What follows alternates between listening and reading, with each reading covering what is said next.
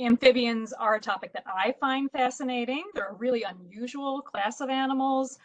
They're very beneficial to us, but I think a lot of times they kind of don't get the attention that some of those glamorous species, like tigers, like gorillas, for example, might get.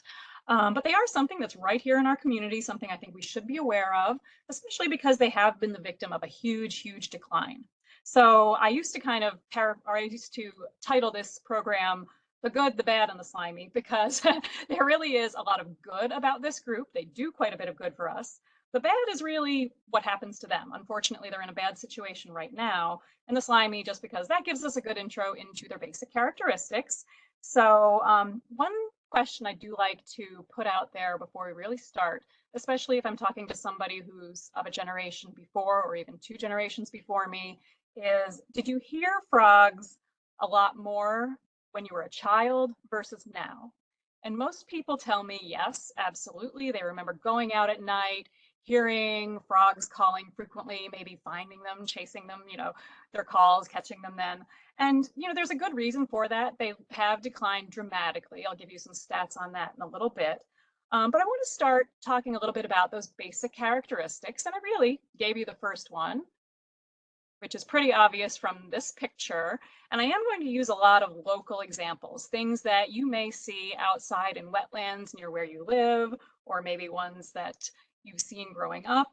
So amphibian means that they have a dual life. They're going to spend that life at least partially in water, maybe partially on land. You'll see there's always exceptions to the rules. But I like to use my bullfrog right here as an example. That's one of the larger frogs you're going to be seeing out around in our local environment. So first and foremost, I said kind of slimy, and you can kind of see from this picture, aside from just being in a pond, being all wet, they do look like they would be slippery. And if you ever remember picking one up at any point in your life, they're hard to hold on to. They're covered in what is actually a kind of mucus, but it keeps their skin safe. We're going to talk a little bit more about why their skin is so important to their survival, but let's just put that out there. They all have some kind of slimy covering. They actually do breathe through their skin. So that mucus is there partially for protection with that. They are egg layers, which you can see to the side of our bullfrog right here. So let's presume this is mom, but they do lay their eggs typically in water. That's one reason amphibians need to be by water, at least at some point in their life. Backbones or no backbones. Sometimes it's a little bit hard to think of that since they don't quite have the same shape we do, but they do have a backbone. They are considered vertebrates, and there are no exceptions to that rule. Cold or warm-blooded. I always say that the thing to think of, if you're trying to kind of figure out if something is warm or cold-blooded, if it's cold-blooded, you're not really going to see it in the winter. And we definitely don't see these hopping around during snowstorms. During that time, they're kind of hunkered down, doing a kind of a version of hibernation. So they are definitely cold-blooded. That's why they come out, they breed in the spring, they're out in our warm summer months. And they do have stages of development. I am sure maybe as kids you caught them as little tadpoles and watched them grow up and change and almost become this completely different animal from the time you see them hatch to the time they grow up. So they do go through that whole life cycle, which we'll talk about again as to why it's so important. And then generally, they have something we call sexual dimorphism, which just means the sexes are different sizes. And in this case, it is almost always the case that females are larger than the males, and sometimes in a pretty dramatic fashion. So we do see that with humans. Generally, men are a little bit larger than females, but not always. So with amphibians, you do tend to see that. So going on to our next one, I want to talk about what types of amphibians are out there. And there are 4 examples of ones we might see right around here. So I would typically put our local amphibians into 4 groups. Frogs, like that American bullfrog, again, up in the upper left, an American toad, the one on the upper right, and you can really see a difference between those 2. That one on the left has that visibly smoother, slimier, shiny skin, whereas that one on the right looks drier and bumpier. So that's one of the big differences. Toads are going to spend more of their time on land versus bullfrogs spending more time in water. Typically, that's the difference between the two. We do have some toads that even live in desert environments who might only come up to the surface maybe once or twice a year when it rains. Down on the left, you might recognize a spotted salamander. Those, as adults, are mostly living on land.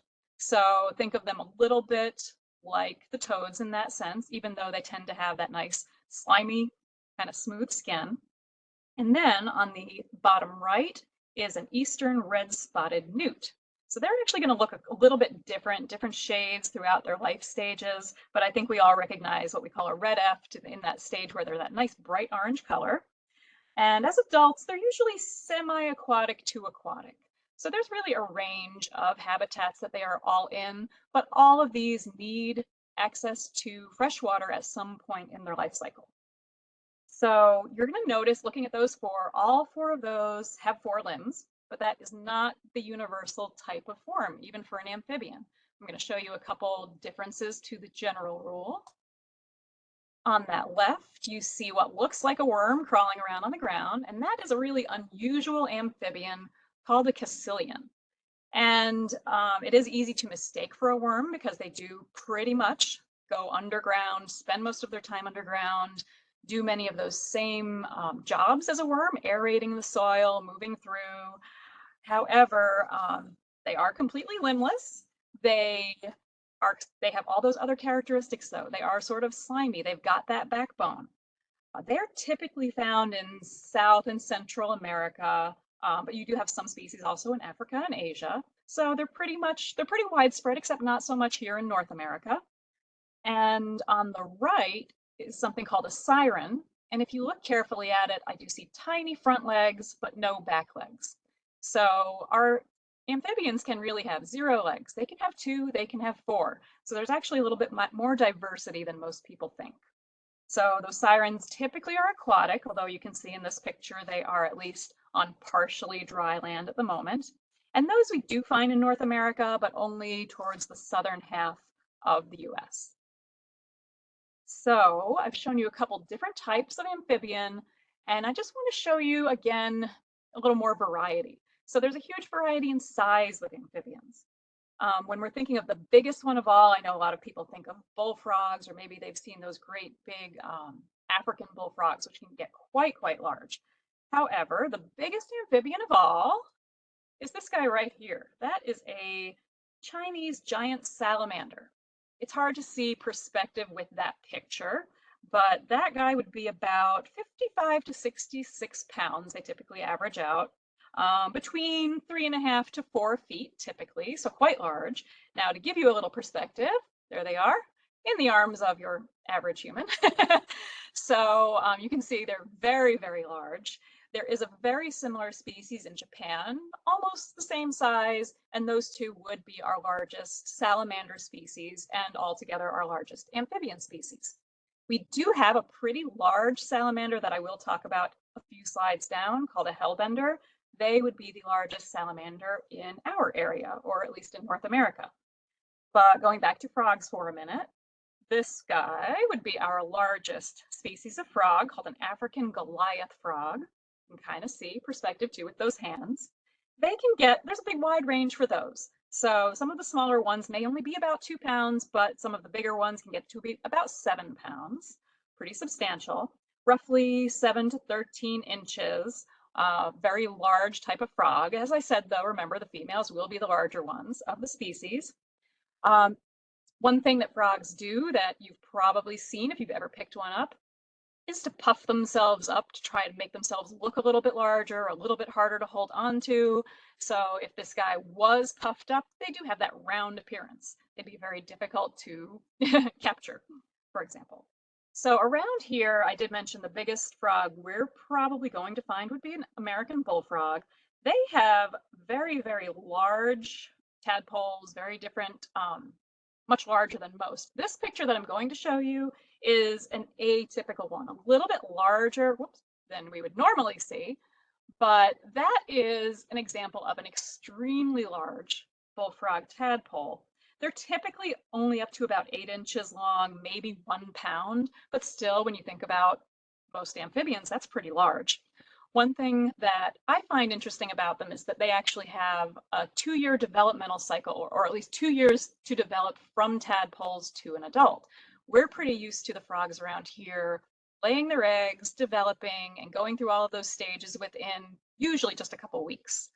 This one actually takes 2 years. So it's going to hatch, it's going to exist in this tadpole form, very much like that picture, for months.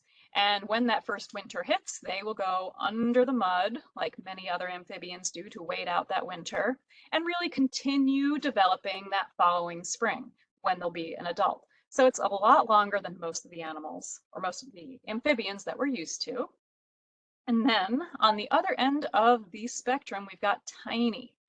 So this is our smallest known amphibian. And I say known because when you're that tiny, it's easy to avoid being discovered. This one was only discovered in 2012. It doesn't really have a common name yet, so I'll give you the Latin name. It's a Pedophyrean amoensis. And they're from Papua New Guinea. That's a full-grown one right there next to the penny for scale. And they are considered not just the smallest amphibian species, but the world's smallest known vertebrate. So having that same skeletal system as the big ones, just in extremely, extremely tiny form. So I'm going to go a little further back now to our geological time scale, something we talk about at Penn Dixie all the time. So thank you to National Geographic for giving us a nice colorful one right here. So when we talk about when amphibians started to develop, going back these over 4 billion years that we know life has been on Earth, we're going to go back to the end of the Devonian, the start of the Carboniferous. So right below the middle, you'll see a tan stripe that says Devonian, and that's when those first, I'll say the predecessors of amphibians started to develop. We definitely started to see them in the Carboniferous, and again, we are, as humans, just coming onto the scene in that second stripe from the top. So they have been here a whole lot longer than we have. And just to give you an idea too of what these early proto-amphibians and early amphibians looked like, we have this guy, which really looks like a fish, right? And technically it's called a lobe-finned fish. And they're an evolutionary connection between fish and amphibians. So sort of a common ancestor. The next one you might recognize pictures of. There's a lot of funny memes online with this guy, unfortunately. It's called Tiktaalik. And they originally thought maybe it was an immediate predecessor to amphibians. Now with a little bit more research, we know it's a transition fossil. We know it is one branch between fish and amphibians that maybe died off before it could be an amphibian. We do have a lot of transitional fossils that maybe went in directions, but then eventually died off. But you'll notice in this one, he's sort of holding himself up a little bit more so on those front fins. Back fins still are extremely fish-like. And then we have a little bit more progression. We have this Acanthostega, which, again, doesn't quite look fish-like, doesn't quite look salamander-like, but it's starting to get that image. If you look though, the back legs are a little bit more developed. This is the first one that has what we call a pelvic girdle, or really a really well-developed hips, so that it's able to actually support itself a little bit more so on those back legs instead of just dragging around on the front ones. So when scientists look at these transitional fossils, they compare the same bones across those different species to see how they've evolved and shifted. So this picture just shows you those 3 that I just showed you and where those bones have moved to allow these animals to move up onto land just a little bit easier. So the earliest known amphibian that we know of today, at least, is this one right here. So we call it an Elgonopteron, and they were about 368 million years ago, the late Devonian. So if you've never been to Penn Dixie, where we work, we are a fossil park that has a level exposed from the Devonian. Unfortunately, these amphibians developed probably 10 to 12 million years after our fossils. So as of today, we have not yet found any amphibian fossils at Penn Dixie, but we are looking at the same period of time. Penn Dixie fossils are typically about 382 million, and again, this one's about 368. So now that you've had your background, why are amphibians so important? I mean, we don't see them every day. We may not interact with them every day, so we may not think of them every day. But they are incredibly important as a bioindicator. So a bioindicator is any living thing that is going to reflect the condition of the environment around it. So in the case of an amphibian, because they absorb oxygen through their skin, they breathe through their skin, they're going to be affected by pollution very, very early. Usually they're the first in their ecosystem to basically let us know that something is not right. Pollution affects them very dramatically. Disease affects them dramatically. So if you start to see your amphibians declining, that's a big sign something is off, some sign to us that we really need to turn it around, you know, before it affects us, before it affects other species, and to, of course, save those amphibians. So just as examples, we see mass amounts die off. The picture on the left is actually due to a disease I'm going to talk about in a minute. But even pollution might cause mutations, like that center picture right there. You see it much more so. And then because they are in an aquatic ecosystem, they're really affected at all stages of development. So that brings their numbers down a little bit more dramatically. And scientists really started seeing that decline in the 1950s. So they classified it as a modern day mass extinction right around the 1980s. So it's been happening for quite an amount of time. Unfortunately, it's really sort of accelerated for a few reasons. They're also important because they are a vital part of the food chain, the food web. And that's even more so for amphibians because part of that life is in water, part is on land. So those amphibians are incredibly important at controlling algae overload, microorganisms. Think about something like mosquito larvae. We want them to eat those kind of things in the water. When they get up on land, again, eating things that may be pests to us. Things, again, the adult mosquitoes. We like amphibians because they hit those mosquitoes at all stages of life. And I know you're thinking, frogs eating mice, but bullfrogs will eat anything that they can fit in their mouth. So bullfrogs will eat other frogs. They will eat snakes. They will eat bugs, fish, and mice. And, you know, they benefit the ecosystem overall, just controlling a lot of things that we really don't want to get out of control, like I was saying. So they are also not just consumers, but they get consumed by many other things. These are all creatures in our own local ecosystem that would eat them. That's a milk snake on the one side, skunks, of course, a great blue heron, red-tailed hawk, and on our plates as well. So you may have tried frog legs at some point. I have not. I can't tell you if they taste like chicken. But they are an important food source for many, many diverse groups, including ourselves.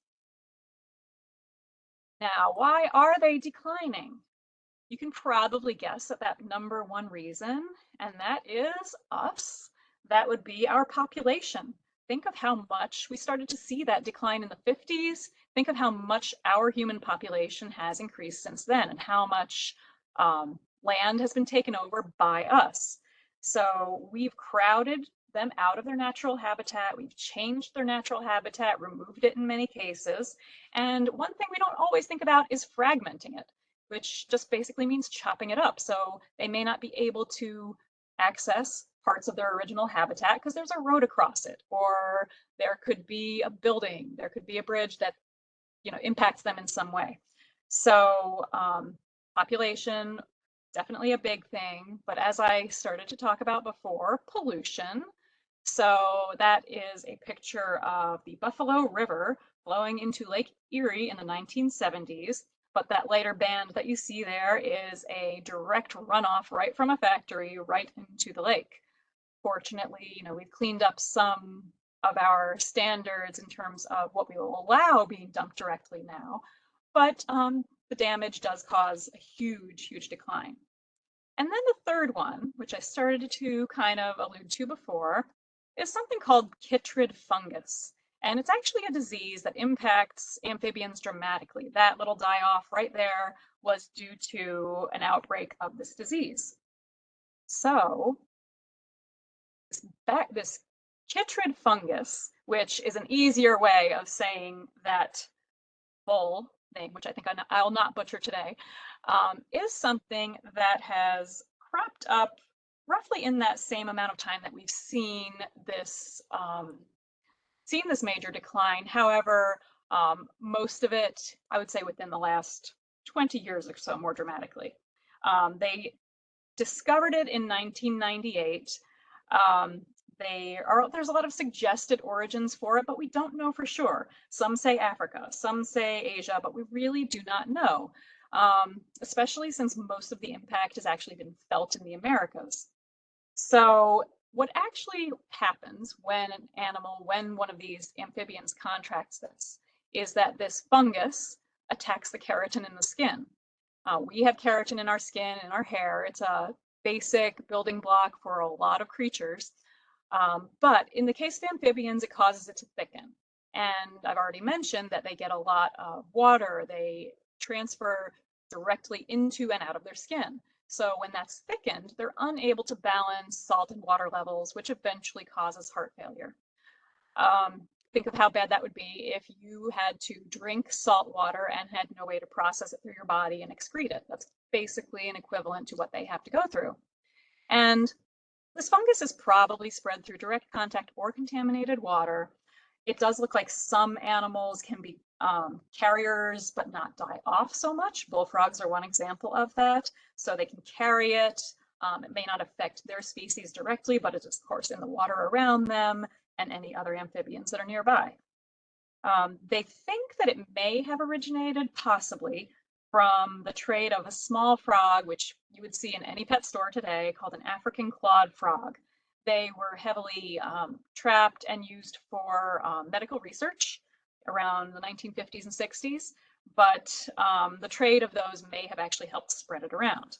So over this time, it has been estimated to cause the decline of about 501 amphibian species, and that makes up about 6.5% of all amphibians. Roughly 8,000 species currently exist on our planet. The oldest strain that they've seen looks like it dates back to about 1863, but that was before they discovered what this fungus was. They've actually been able to kind of look back and then define it a little bit based on what we know now. So in that little graphic there, you can see that South America, Central America have been impacted pretty heavily. Large extinctions in Central America and Oceania, which would be the islands in the South Pacific, that area. I am not sure. I was asked before why this graphic does not include Asia as a separate area. I'm not entirely sure. It may be that it has happened there, but not in the same levels. But it does go through most of the rest of the geography of where this happens. So these bad things happen, but I don't want you to have a hopeless kind of feeling about this. There are a lot of small and large things we can do to help these animals. The number one thing is educate yourself, and that is exactly what you're doing right now. So the more you know about it, the more you can be conscious of those choices that we make that may impact things negatively.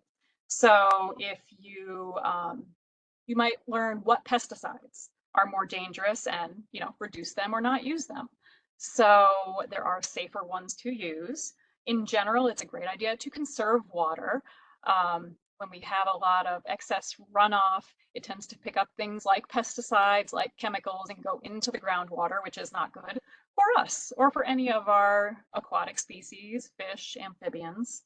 Rain barrels are a really nice example of that. I had to put those in the center because they do help us to prevent excess runoff and to use less, to reuse the water that comes down as rain. Toad abodes, which are those two little things on the right-hand side. We see a toad sitting inside of a homemade one, which is really just a flower pot kind of anchored into the earth. And we can, of course, buy a nice fancy store-made one if you'd like. But it's a nice way to give some protection to these toads that do live in our yards and do eat the insects that might affect our gardens, eating slugs. We like them to be there, so we want to give them reasons to hunker down, to stay there. It's a good idea to put out some fresh water for them as well. Just as a reminder, you do want it to not have chlorine in it, so it's a good idea if you do set little water dishes out for these animals, let them sit, let the chlorine dissipate before putting it out in your yard, and then it's typically pretty safe. And then on a bigger scale, we really need to change some of the laws that protect our wild lands. So, I mean, the Clean Water Act is a great step.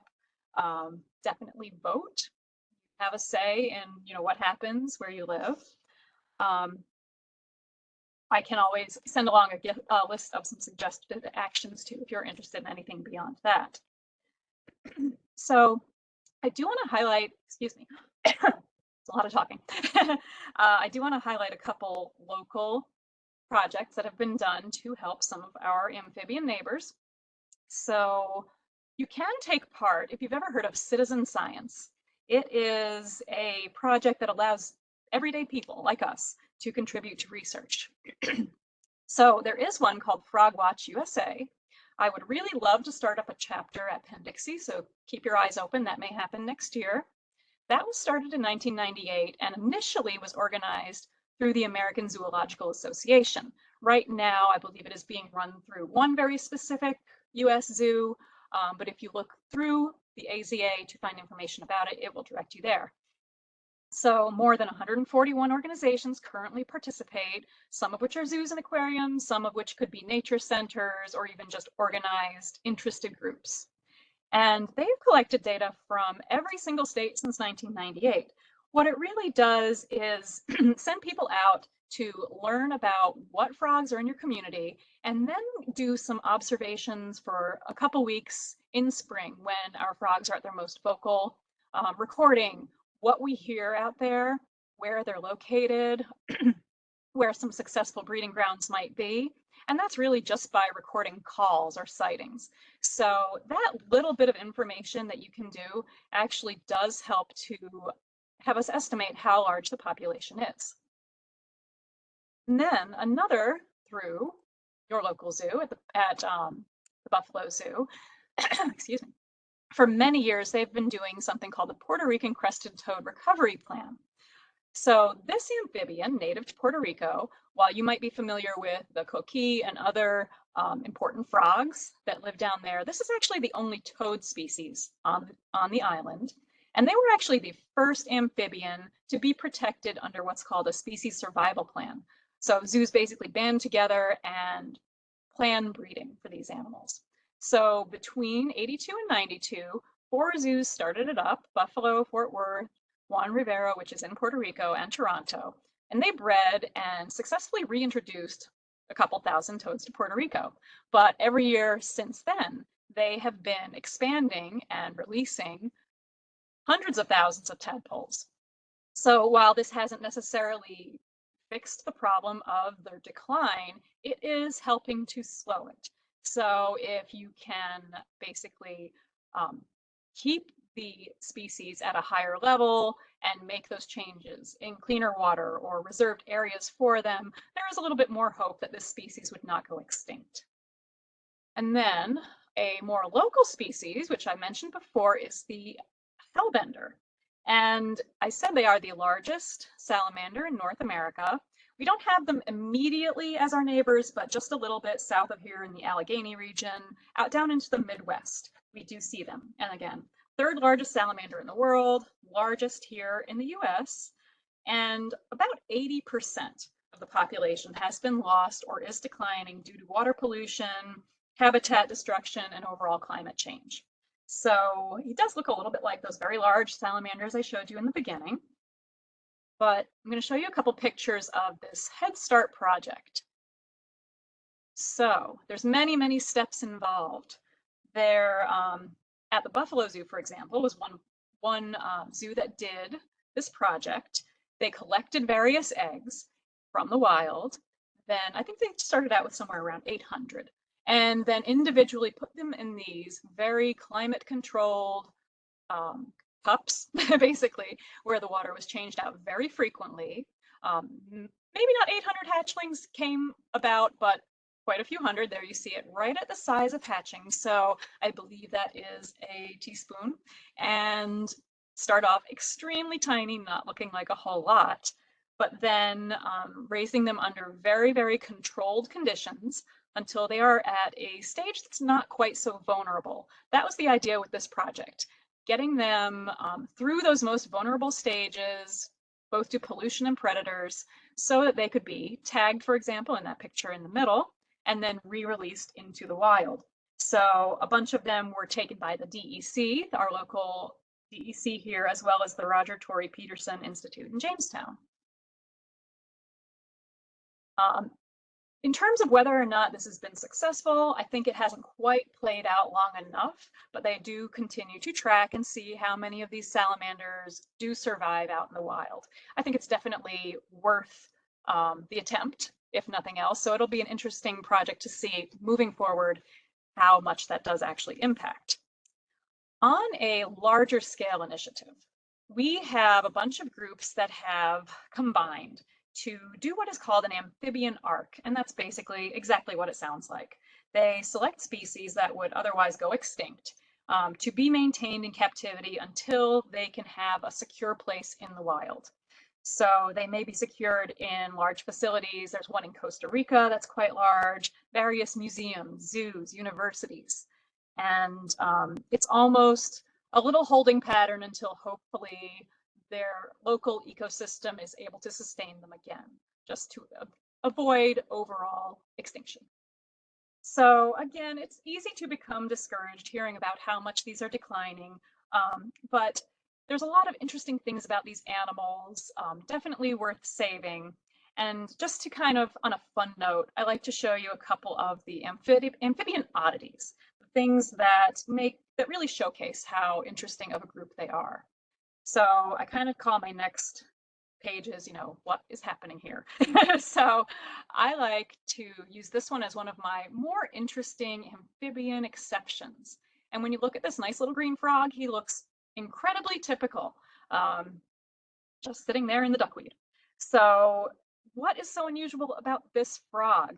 He is something called a paradox frog. Or paradoxical frog. And if you know, a paradox is something that doesn't truly make sense.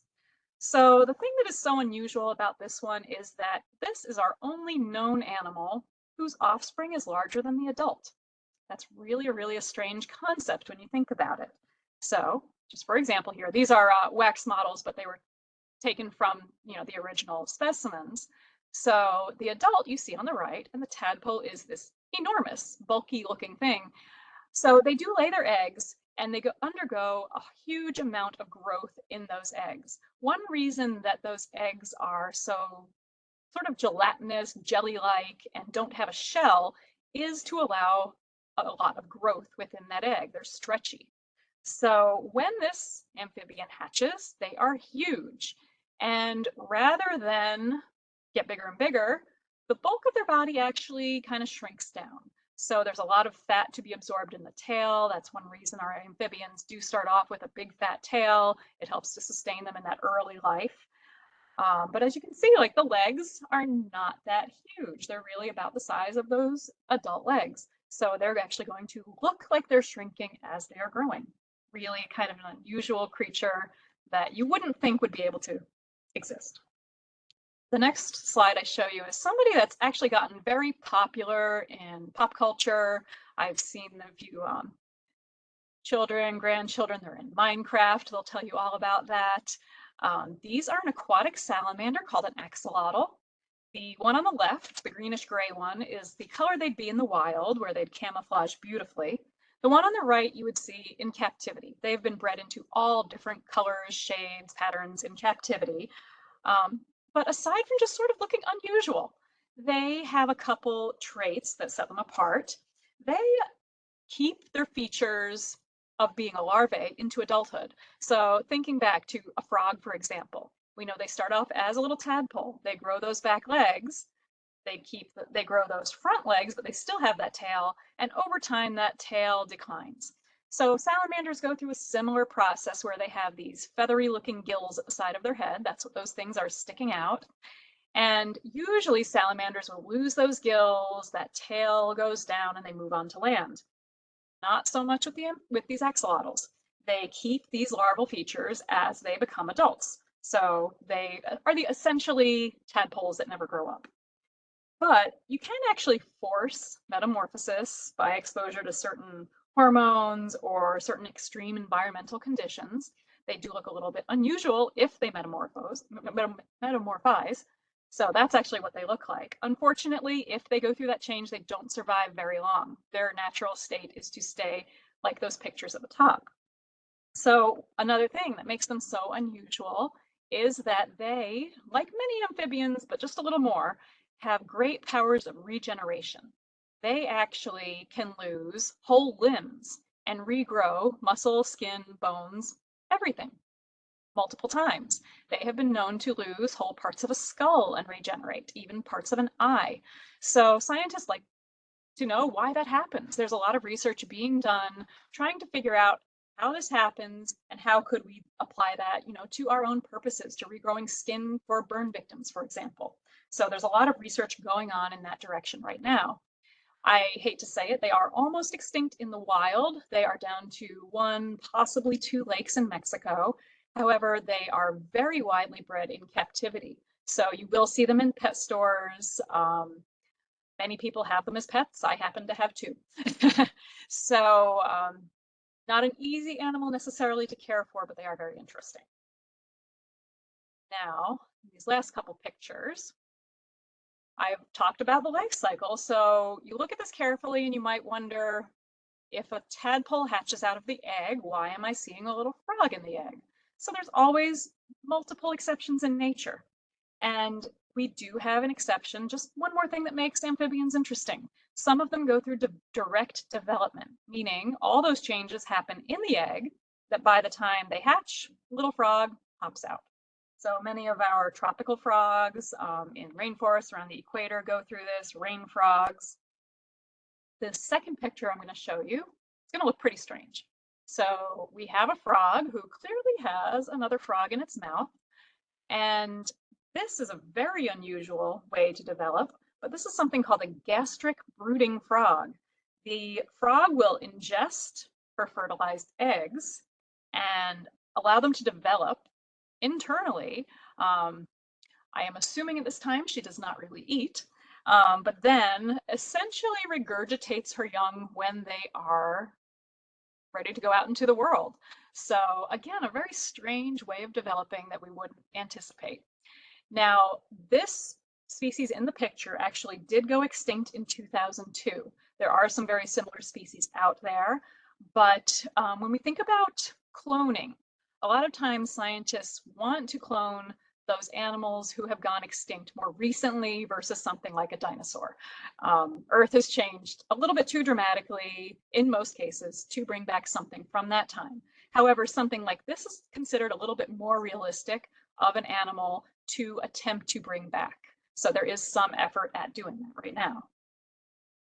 These are those African clawed frogs that I talked about as possibly being one of the origins for chytrid fungus. You may recognize them again from any pet store. They're an unusual frog in that they actually don't have a tongue. Usually when we think of how frogs feed, we think of that long sticky tongue. Frogs typically have that, toads not so much. And in this case, they have no tongue whatsoever. So you can actually see it eating the way they do, actually using those hands sort of like little paddles to shove it into their mouth. And then one thing that you see with most frogs and toads is what's happening in this picture, where he's kind of got one eye really smushed down. You can see he's eating a nice big insect. But if you've ever watched a frog eat, one thing you'll notice is that they don't have their eyes wide open. Underneath their eyeballs are located some very, very strong muscles. So frogs actually use those muscles under the eyes to help push that food down the throat. So those eyes are actually pretty instrumental in helping them eat. They actually use their eye eyeballs to swallow. So kind of gives you a little idea in so many ways of how different amphibians, frogs, for example, are from us. Breathing through their skin, using their eyeballs to swallow. One thing I didn't mention, but I find interesting, is that many species can freeze almost solid while they're underground waiting out the winter and then be fine in the spring. So I always, when I work with kids, say they have a lot of superpowers. So I'm going to put up a list of some topics and sites where you can find some further information. Of course, Penn Dixie, we do, other than fossils, have a lot of nature programs. So we may have some walks on our wetlands where you might be able to observe plenty of frogs and toads right now. We have bullfrogs croaking away right now. In the springtime, we do see thousands of tadpoles. The IUCN Red List is a great reference to see what kind of amphibians, what kind of animals or plants are actually on the endangered list and how endangered they are. Frog Watch USA is that citizen science program that I mentioned before. If you ever are interested, say next spring, in taking part in one of those, that can help you find a branch that does that. The DEC is a good resource for local endangered animals, as well as more info on that amphibian ark. The book that I list on the bottom is a very easily accessible book. And I say that in the terms of, it's not, you don't have to have a heavy science background to understand it. It's very well written for your average person. If you are or are not scientifically inclined, I think it's a decent book to get you a little bit familiar with some of the similarities that happen between different animals and us. So they do go through that whole evolution of those early Devonian fish to amphibians in this book. So if you wanted to expand on that a little bit further, I consider that a pretty good source. So I think we're going to conclude my presentation at this point, but I'm hoping you have some good questions for me. I'm not hearing you. I think you're still muted.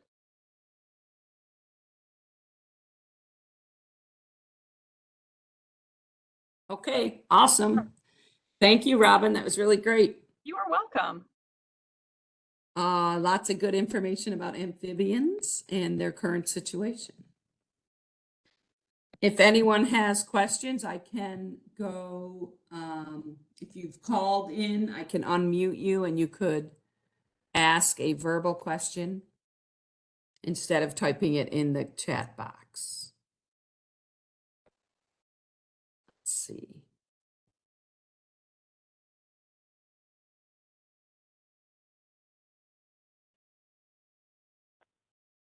Call-in user, do you have a question?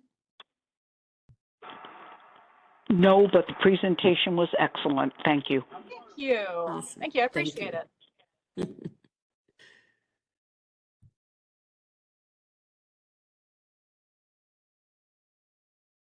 Okay. All right. So there we go. And Robin, this will be uploaded to our YouTube webpage under University Wonderful. Express. Also on the back end of our University Express website. Very good. So thanks again. And we will, if we haven't already sent you a form for the fall. Wonderful. We will send that and then you can be part of our fall semester too. Sounds great. All right. Thank you for having me today. All right. Thanks so much. We'll talk on the other end. Okay. Okay. Thank you. All right. Bye-bye.